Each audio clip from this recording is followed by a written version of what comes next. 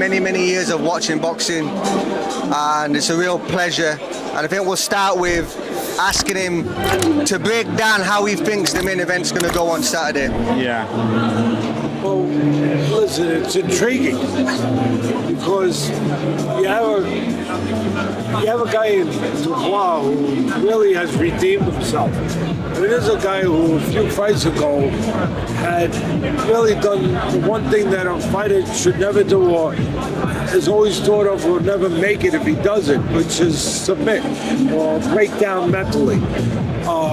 In the Joyce fight, and then of course the Usyk fight, even though there was some controversy there with the low blow and everything. But at the end of the day, he mentally broke down and was not to the level of what top fighters need to be. That's right. And we only speak the truth here. And the truth there in the ring, because it finds you. You can move BS all you want, but it's going to find you in that ring. He has redeemed himself. I give Dubois all the credit in the world and his people, the way that he came back in the last two fights. And really, it wasn't even about a purse. It wasn't about a record. It wasn't about any of those things. It was about him. Yeah. It was about living with himself, about how he was going to feel about himself, being a man, being a human being. And that was the biggest fight in the world he could fight, was those two fights. And in the last one against Herjavec, again, he took punishment early, but he instilled his physicality and his will on Herjavec, and he broke Herjavec down. He physically and mentally broke him down. That, you can't underestimate how important it is when a man finds himself, when he has that part now working for him. But on the other end of it, Joshua's probably in the best place he's been since the Klitschko fight. He seems to be in a place now where he feels good about himself, where he don't have to prove nothing. Yeah. Where it's about proving to himself and making himself happy. And he's 75% of this business is mental. That's what makes this fight so intriguing. To me, is that from the mental standpoint, you can make an argument for both sides. That Joshua's in a real good place now mentally. Will he stay there? Dubois, again, has redeemed himself. He's won a battle over himself as a person. Can he carry that on this stage? There's a physical component, there's a technical component, and that's the part that concerns me about Dubois, because even though he broke down, and I take my hat off to him and to his people, that they broke down Herjavec the way they did, just walking through punches. I cannot see him walking through those kind of right hands. No. So if he hasn't in the last 3-4 months, whatever it's been, if he hasn't improved himself defensively, his ability to avoid a right hand, it could be a short night. It could be a short night for him. But there's one, again, I'm gonna go back to what I started with. He really believes there's history here. There is history in the gym, everything else, and also with the trainer, with his trainer, who whatever's going on hasn't been around. The trainer believes that he will basically steal the soul of Joshua. He has some history with him. He really believes. He's told me that he feels that they will break him down because of the history of the trainer and the fighter. And if the fighter buys into that, and it looks like Dubois has bought into it, defense or no defense, it's a hell of a difficult thing to beat a guy who's possessed with the belief you can't beat him.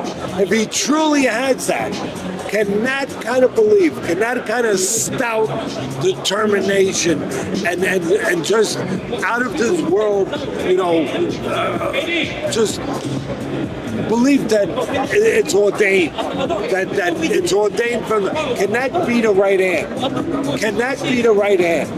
Because that's what it's going to come down to. Because I don't know if physically, technically, he has done what's had to be done to do this. And get away from that right hand on a consistent basis. So I think the early part of the fight is going to tell everything. I know one thing, if he can get close enough to Joshua, he can hurt him. But Joshua has a beautiful straight right hand, and I cannot see Dubois eating the kind of right hands he ate against Herjavec for the first 4 rounds against Joshua. I just can't physically see. He likes to pull back on that right hand as well, lean back on that right hand. Timing. Timing. Listen, when you can punch and you're the size of a Joshua and you have that kind of power, when you catch a guy, pull back, not pull back, we're talking about clean punches. We're not talking about punches where the guy's riding with it. Like Canelo the other night. You know, everyone thought he got hit with that one. He rode with it. You know, some people ride with the punch. Duran used to ride with the punch. Dubois, the punches he was getting hit with Herjavec, he wasn't riding for them. It's okay. He was eating them. And I just can't see him physically eating those kind of punches against a guy who can bang the way Joshua can bang. But again, do not underestimate just the power of belief. Heavyweight boxing, right? The power, I don't care if they were this big. If you have the power of belief that you can't be beat, that you will do whatever has to be done, walk through the coals, walk through the fire, you know, go through that furnace. He seems to have that belief. And if it shows up Saturday night, again, it's going to be that against the right hand. What would you bet on, the right hand or a man who really believes that it is his destiny to win? Because that's what it comes down. He believes. Joshua just believes he's in a good place, and you know he's at a good moment. He's going to win the title for a 3rd time, and that's great. But how do you weigh that with a guy who truly believes that it's his destiny, that it's meant to be, it's his fate to win? That's what makes it intriguing. That's why I chose that word intriguing. Do you think that Dubois could get his jab off though? He's got. I was talking to Richie Woodall last week. Let me tell you something about the jab. The jab is always touted as the most important punch in boxing. And it is. It can set up defense, set up offense. It can control range, distance. It does so many things. It's the delivery system. It does so many things. But the jab is the most dangerous punch in boxing. If you don't know how to use it, you use it at the wrong distance or the wrong position. I mean, look, I could have the best jab in the world, but give me this. But if I throw the jab, if I get full extension, bang, bang, you can't counter me, right? But if I throw it from here, throw the right hand. Throw the right hand. That's all right. You watching, lad, watching, son. Now you can counter me. But if I'm out here, bang, bang, you can't counter me. See? It's not, thank you. It's not, it's not just about having a jab. I mean, that sounds good. That sounds beautiful. That's right. Oh, we got a jab. But if you don't throw it, as convincingly as well, important a weapon, as powerful a weapon as it is, it is the most. You will open the door to hell. That's right. By throwing it at the wrong range. And you open a window to let bad things come in. That's right. And so, we can talk all we want about the jab, but Joshua knows how to make a living out of timing people's jab. All I can tell you is the jab better be at the right distance. Thank you. You know, because if it's not, and not always from the same position. Like you're throwing going to jab from here all the time. If a guy is set on his feet, as Joshua's in a good place now to counter the right hand, you better go over here, bang. That's throw right. it from here. You better not throw. You better not throw it from there. And you better not keep your microphone down when you're doing an interview. Shouldn't do that either. It's all right. We've got 3 microphones. Look, that all right, man. It's all right. was. We asked him one question. Just one question. You're brilliant. But sometimes you have to ask 5 questions to get an interview. But who do you think is who's gonna win? Just tell the camera who's gonna win. I thought I did. AJ. I thought I did. Come on, you gotta say it. I think that I would have to favor right now. I give nothing but my respect and just appreciation for, because I know what it takes to do that. What Dubois has done to turn his life around. To win the battle for himself. So I have nothing but admiration for him. But I think. Can I ask you a question? I think AJ is, again, if that camp hasn't been part of a defense improvement, and I haven't seen too many fighters' defense improve from 4 months to 4 months later in a way that it was faulty in the Herzovic fight. I mean, that defense was so. I mean, he won the fight because he ate those punches. But he can lose the fight easily with this kind of puncher. I would have to go with AJ. That early part of the fight, for me, is going to tell everything. Can I ask you a question, though? So, like we were saying that Dubois come out overcome things. Do you think that if the fight gets tough, AJ is going to end up back in the same situation he did in New York? I think he's past that. I'm going to give him credit. People think he's overcome a lot with that as well. I think he's past that. I think there was certain things that conspired against him. I think one of them was being on the road, not in front of his people. I don't know if he would have allowed that to happen. That sounds weird, right? I don't know if he would allow that to happen if that was here in London, where he's got to walk down the street the next day, where he's got to show his face the next day, where those people he looks out from the ring are familiar faces, faces that he wants, that count on him, faces that believe in him. That makes a difference. I think fighting in the Garden took that off the plate, and I think that from a psychological standpoint, he almost allowed himself to be weak, which no one should do, but we're human. And I think a last-minute replacement, obviously, he had very good success early. I think that he was kind of counting his chickens before they were hatched, overlooked him a little bit, but definitely did not fight with the kind of spark, the kind of grit, the kind of, that malice. That put it this way. He did not behave the way he did against Klitschko. No. That was a champion. Getting over, and I believe that there was 2 things at work. One, he hadn't become Anthony Joshua yet. Right.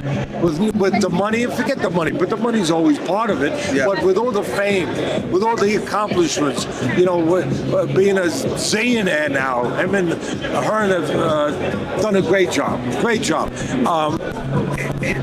He hadn't done that. He was in the process of doing it, and then he gets dropped on the floor by a really good puncher in Klitschko. 40 years old, but it's still a great puncher. Power's the last thing to leave you. Ask me. I know. George Foreman did it to my guy at 45. So I think I'm an expert. Unfortunately, I wish I wasn't on that. So Klitschko drops him with a great right hand, and again, he hadn't done the things that were in front of him to do yet. His bank account didn't have $1 million zeros in it. Again, he didn't have all those accomplishments, all the fame, all the accolades, everything else. And he was at home in front of people at the same stadium, Wembley. And guess what? He said, shoot. Get your backside off the camera. I have to get up. At the Garden against Ruiz, I don't know that was the mindset. Whether it should be or not, we could argue this till the cows come home. That, it should always be that. but we're talking about human beings. I don't believe that night his mindset was that. Right. And because of, again, all that he had already accomplished, and he's not at home. Right. I think it'll be whatever he's got to be on Saturday. Okay. Wow. Knowledge. I'm going to say that's probably the best Knowledge. interview. We I like that, really man. appreciate that. And I know Appreciate there's your other people want to knowledge, speak to you. We're going to bless you. Sean's next. We're all ex-fighters, by the way. Yeah. So we really appreciate We're from the English that gym. science. I was a former English and British master, WBF champion. Well, you guys are doing important work. You're we're turning kids into men. And boxing is the greatest way of doing it. There's nothing better than boxing to take young men, I'm gonna give let them discipline, give them the just the direction that it gives them. And you know what it does mostly, boxing?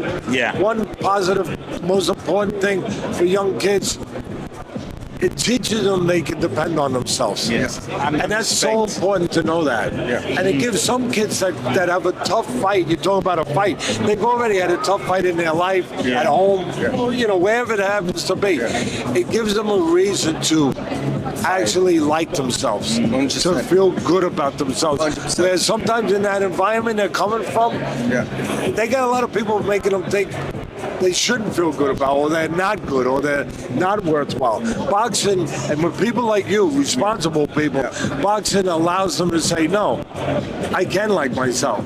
No, I can depend on myself. I can feel good about myself. And that's very important. Can I introduce you? Sean, come in here. We've met before, Teddy. How you doing, my guy? How are you? I'm well, very well. Thank you. He's got a story to You're in tell. great shape. Well, one He's got a thing I story know to is tell. you're in good shape. Well, you look like it. You're in great shape. Thank you. look He's great. 60 years I old. know you're eating right. I know you're training right. I know. I saw you in the gym with Klitschko. Yes, yeah, we trained together. Yeah, and I know you don't fool around in the gym. I know, and it shows. You don't need to talk about it. The proof is in the pudding. Just look at you. Thank you, I mean, Ted. look at your eyes, how clear they are, your skin tone, all of it. I mean, that's a world that I've been in 50 years. So It's a beautiful world. you know, when you can see all of it, not just this, but all of it. The aura, the clearness in the eyes, everything. A lot of times you'll see guys that are deaded to weight before a fight. You can see the life has been zapped out of them, you know, trying to make weight. You know, even though they've done the training, you can see the tone in their skin, you know, isn't proper. You know, there's all those little things that are earmarked things to see if you've been around. And the visuals don't usually tell a lie. No, they don't. But there's one thing that the visuals can't tell you, and that's what's inside. You know, we call it heart. It's confidence. It's belief. You know, everyone's got a heart. Anyone who can walk up those steps, can come out of that locker room and get up those steps and get in the ring with another man, he's got a heart. I don't want to hear about it. It's degrees, but it's also discipline. It's also confidence. It's also belief. So I've seen guys quit in the fights. Larry Holmes was accused of quitting in the amateurs against a guy named Nicky Wells. I love Larry Holmes. He's a friend of mine. He's one of the greatest heavyweights of all time. I got him in my top 10. And I'm very best jab in the world. I'm very critical about judging, you know, making lists. I take it serious. I don't just put guys on a list. And Larry Holmes in the top 10, that's a hell of a list to be on. And he's a guy that some people thought was a dog because in the amateur. But what was he? He didn't have a heart then? He had a heart later when he got off the floor against Ernie Chavis? What happened? What happened? He had a heart replacement? He had a heart transplant? No, he always had a heart. He didn't have the confidence. He didn't have the belief. He didn't have the maturity. He didn't know that he could depend on himself to that degree. And when he got that experience, when he got that knowledge, all of a sudden, he's got a heart. No, he always had it. It's just that it wasn't accompanied by the other things. And to me, I always give a guy a chance. They say, Teddy, the guy's a dog. I've seen guys that supposedly were dogs that, again, give them a chance to mature. Give them a chance to find themselves. And then all of a sudden, must have had a heart transplant. Must have had a heart transplant because you said he didn't have a heart. Yeah. See the Wizard of Oz. Yeah, really. And 100%. And this, the mental part, Yeah, 75% of the business. Yeah. No matter how good you are, technically you got fast hands, you can do all that stuff, but it don't matter if you're mentally not together. That is the most important part. I've seen guys that technically aren't as good, physically aren't as good, and they beat guys that are better and more superior in all those departments because mentally they believe. Mentally they refuse to be broken down.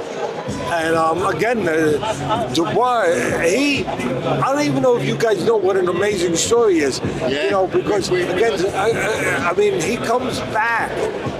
And he shows a kind of grit. And again, the fight against Darryl Miller, that fight was truly for the soul of Dubois. Yeah. I mean, it really was. Like, am I gonna be able to live with myself the rest of my life? Who am I? And when you're fighting for that, that's a hard thing to beat. It's going to be very, very, very interesting, really interesting to see the right hand of Joshua versus the belief, the jab, just the belief, the determination, and of Dubois, but the belief in that he is ordained. Like I think that he actually believes. I think his trainer has also been a part of that. His trainer has really put it into his head that you will break this guy down. Whatever happened in the gym years ago, plus whatever happened with the trainer and with they have history too. With Joshua. They do. You know, that you will make this guy believe that he can't beat you. In other words, if he's really gotten Dubois to the point where he just believes that he can't be beat. I'll give you an example. I've seen brothers fight where they're trying to kill themselves, really. And two brothers who do things to each other they'll never do to another guy. But then they'll go after the other guy if they try to break it up. I've seen that. And I've seen brothers fight, and the older brother will always wind up winning. I've seen it. I've witnessed it. And the younger brother was stronger. He was winning early, and the older brother at the end won. You know why? Because the older brother didn't believe he could get beat by the younger brother because he was the younger brother. No, he was the younger brother. He just didn't believe it could happen. And meanwhile, it was happening. He was getting punched. He was getting beat, but he did not believe it could happen. And then it didn't happen because he wouldn't allow it to happen. Just wouldn't allow. He just willed it not to happen. If Dubois has that, I don't know if he does, but if Dubois has that no matter what earlier, that this guy just it's ordained, it's preordained, it's made, it's printed in history that this day it's in my destiny, it's in my fate that I'm gonna win this. That's going to be very interesting. Very interesting. I just hope that they also added an element to it where they did a little of this. I hope Daniel's worked on that. You know, I mean, really, because it will make for a better. Can I say one thing? Because we're getting waved to cut this. All right. We need to do a full podcast. That's why it's a good thing you guys. That's why it's a good thing you guys are fighters. Because exactly. they can wave all they want. Exactly. They ain't going nowhere. We're staying. We're staying the next 10 minutes. I had to pull him in. You know what I'm saying? No. They're going to the blue corner of the telly. No, not to I don't see nobody move. We got to end it. We got to end it. James, he's putting it on you, bro. He's putting it on you. Listen, James they is a know, good man. No, James is a good man. James He's a guy. He's a special man.